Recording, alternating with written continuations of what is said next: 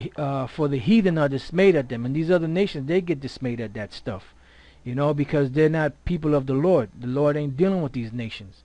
All right. So now this is from the Vigilant Citizen. You see the website here. It says occult symbolism, Saturn worship, and that's basically what it is. Saturn worship is what these so-called Jews are doing today. That's why you see them all dressed in black with the black hat, scurrying, running Friday night or Friday before the sun goes down. They're scurrying and running to where? To the synagogue, because they're the synagogue of Satan. It says this is dated May 25th, 2009. You might not know it, but the entire world has been worshiping Saturn for thousands of years. The cult has never stopped, and its rites are still present to this day. Saturn, dubbed the Lord of the Rings, that's why you had the movie Lord of the Rings, is the reason why we exchange rings at weddings. And that's another thing, Lord's will, we're going to do a show dealing with these weddings and, the rings and the dress and all that stuff, which, some information that we had for a while back, but the Spirit never, suffered us to bring it out. So if it's time to bring it out, we're going to bring it out. It says, is the reason, so the Lord of the Rings is the reason why we exchange rings at weddings or put halos on the heads of godly people. This article exposes the attributes of the god Saturn and the perpetuation of his cult through in pop culture. Alright, and they got the picture here of Saturn, okay? It says, since ancient times, sages gazed at the stars, admiring their heavenly glow and attributing them godly powers. And that's what they do. That these people, all they're doing today is no different than what was done in the ancient times. And it didn't work back then, so it damn sure is not going to work now. But that shows you how much of a fool Esau is.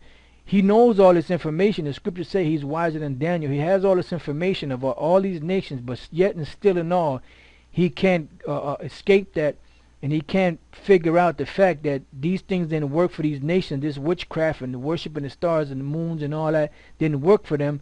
They can't figure that out. So they can't figure the fact that if it didn't work for these nations, it's definitely not going to work for them. But you know what? It's all the Most High, because the Most High got them blinded. It says, based on their effect on humans, before the Great Flood, Saturn was regarded by all mankind as the supreme god and ruler of the kings.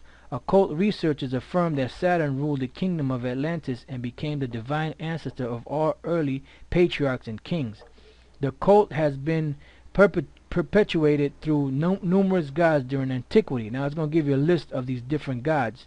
It says Kronos or Saturn, Dionysius, Hyperion, Atlas, Hercules were all connected with the great Saturnian continent. So all these different Greek mythologies and these different gods of these different nations were all attributed to the same thing: the sun, moon, the stars, the planets in the heavens, And there's another article. I don't know if I have it. I don't know. I think I might have X'd out of it. There was another article that basically calls Saturn Satan. Another name for Saturn is Satan. Another name for Saturn is Satan. Another name for Nimrod is Satan. I don't know if it's in this article here,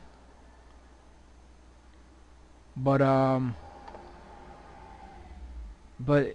Saturn also represents Satan, which it all goes back to the same thing. So it says Kronos or Saturn, Dionysius, Hyperion, Atlas, Hercules were all connected with the great Saturnian continent. They were kings that ruled over countries on the western shores of the Mediterranean, Africa, and Spain. Alright, Baldwin, prehistoric nations. In Egyptian mythology, Isis is considered Saturn's eldest daughter. I am Isis, queen of this country. I was instructed by Mercury, no one can destroy the laws which I have established. I am the eldest daughter of Saturn, most ancient of the gods. So basically, these nations pretty much put this stuff together, and they actually worship this, and with the help of Israel too, because Israel back then, they were putting certain stuff together, like the Hellenists. A lot of that stuff, a lot of that worship came from Jake. It says Saturn in Semitic civilization. Now here they go off on certain things, but we'll just keep it, keep a perspective on it. It says Semitic civilization referred to the god Saturn as El, which really the name of one of the Most High's titles is Allah. But they trying to use that, as to signify that they was talking about Saturn, which they wasn't. When the Israelites were worshiping Allah or the Most High, they were worshiping the Most High, and unless they attributed the name to Baal or one of those other deities or gods that the Most High didn't want them to worship. It says the supreme deity was represented by a black cube.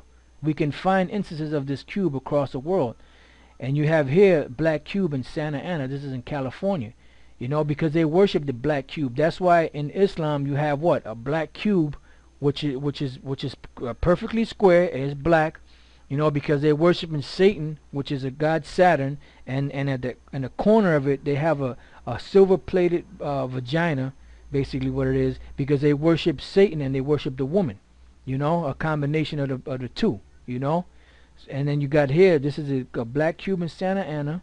You have, will be part of the Apple 24/7 store in New York City. Here you go again. That's another black cube.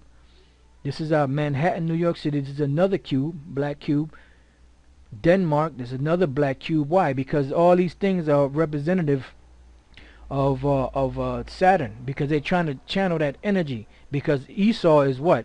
They're nothing but witches, And I'm gonna go through a few more of these, and we're gonna hit a scripture. This is Australia, another black cube. And then here you got this rat, this gutter rat. This black cube is a remnant of the ancient worship of El. They got this thing on his head, which is supposed to be like the like what the Israelites wore back in the days on their forehead, which was the laws to the Most High. But they got it in the form of a cube. Why? Because it's going back to the worship of Satan, which is the worship of Saturn, which is the worship of Nimrod, etc., etc., etc. And the reason why they do that is because they're nothing but a bunch of witches. This is the book of Habakkuk. I'm sorry, not Habakkuk, Nehemiah, the 3rd chapter and the 4th verse. Just want to hit that real quick. It says, because of the multitude of the whoredoms of the well-favored harlot. That's America. Through who? Through these so-called Jews and through the rest of these Edomites. Because it's not just the so-called Jews that worship this. You got other Edomites that worship it too. So it says, because of the multitude of the whoredoms of the well-favored harlot, the mistress of witchcraft. Now if you look up this word mistress, the word mistress means a master in a sense of a woman master. Because reason why the Lord calls them the mistress of witchcraft or the masters of witchcraft basically is because they have taken all the different worships from the beginning of time till now and put it all into one. So they have perfected it. It says that selleth nations through her whoredoms and families through her witchcrafts, and that's the so-called Jews.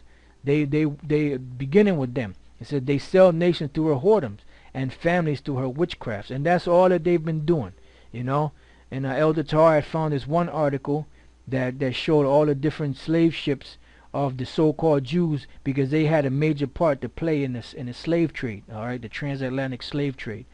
All right, so now let's go back to this article. It says ancient Hebrews represent Saturn with the 6-pointed stars, which later became the Star of David. It also had many other esoteric meanings. The symbol is still found on Israel's flag. Now this right here, it says that the Hebrews represented Saturn with a 6-pointed star. There's no record of that. There's no record of them ever representing a Saturn with a 6-pointed stars. All right. Now, if there is a record like that, they haven't brought it forth. I mean, they might have brought some what's the word they're looking for? I guess they call them steels, which is carvings on stones. But that doesn't say that was represented Saturn.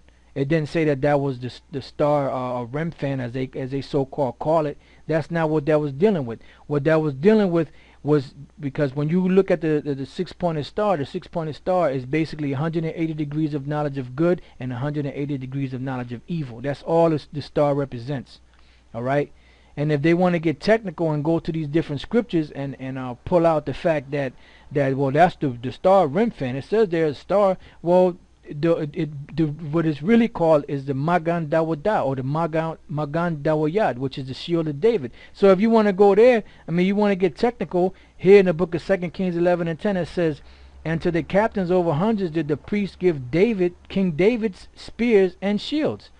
So the thing is called the shield of David. So how do we know what was on these shields? We don't know, because we don't have any remnants of it right now.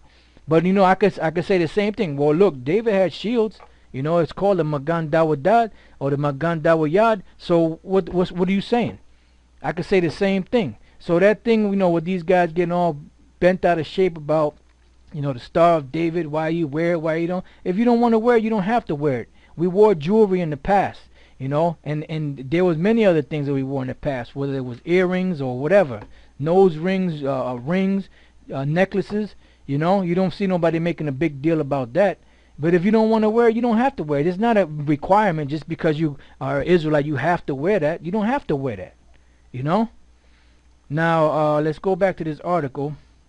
It says many esoteric researchers affirm that the name is this is some bullshit right here. Saturn in Western civilization. The Greeks and the Romans also worshipped Saturn as a cruel deity. Here's a brief summary of the mythology of Saturn in the Western world. With the deposing of his father, Saturn became the ruler of the universe for untold ages and reigned with his sister Ops, who also became his wife. It was prophesied that one day Saturn would lose power. So there's like a whole different story behind this myth, and what these so-called Jews have done basically is they took all this stuff and just packaged it up and then said, look, we're going to worship the Sabbath on Saturday, because nobody knew any better back then. But now people are starting to wake up, and brothers are starting to wake up to know that stuff that they're doing is basically a bunch of bullshit. All right, here goes Saturn devouring one of his children by Peter. It's supposed to be Saturn eating his own children because he knew the prophecy that one of his sons were going to come up and take him over. This is a bunch of madness, man. It says Saturn always had a negative, if not evil, significance. In ancient times, it has been called the greater malefic, which was opposed to Jupiter, the greater benefic. Saturn is esoterically associated with man's limitations. So it goes into a whole bunch of different characteristics of this particular day, and the myths from where it came from.